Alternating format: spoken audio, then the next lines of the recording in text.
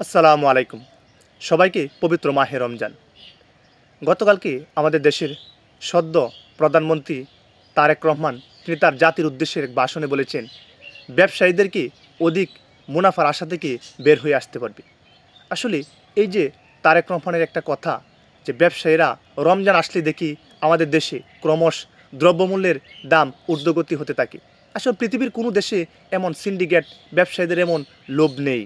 আমরা দেখেছি পৃথিবীর অন্যান্য মুসলিম কান্ট্রি ব্যতীতেও তারা রমজান আসলে দেখি স্টেটমেন্ট দেওয়া হয় সরকারের জায়গা থেকে, যে দ্রব্যমূল্যের ঊর্ধ্বগতি এটা নামিয়ে দেওয়া হয় এবং স্থিতিশীলতা পর্যায়ে দেওয়া হয়, যাতে জনগণ ভোগান্তি সৃষ্টি না হয়, সহজেই পণ্য ক্রয় করতে পারে এবং রমজানের পবিত্রতা হাসিল করতে পারে। কিন্তু আমরা দেখি বাংলাদেশে তার উল্টো চিত্র। রমজান আসলে আমাদের দেশের ব্যবসায়ীরা ক্রমশ তাদের পণ্যের দাম ঊর্ধ্বগতি দেয়।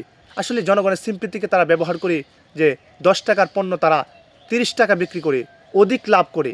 আসলে এটা কখনো আমাদের বাংলাদেশে কাম্য হতে পারে না। আসলে তারেক রহমান তার এই কথার মাধ্যমে যে বলেছেন ব্যবসায়ীদের অধিক মুনাফার আশা করবেন না, এটা আসলে কতটা কার্যকর ভূমিকা পালন করবে মাঠ পর্যায়ে সেটাই দেখার বিষয়। তবে এই সিন্ডিকেট এবং এই ব্যবসায়ীদের লোভ থেকে বের হয়ে আসতে হলে আমার মনে হয় যে প্রতিনিয়ত বাজার মনিটরিং করার দরকার। বাজার মনিটরিং করলে মনে হয় সেটা থেকে বের হয়ে আসা যাবে।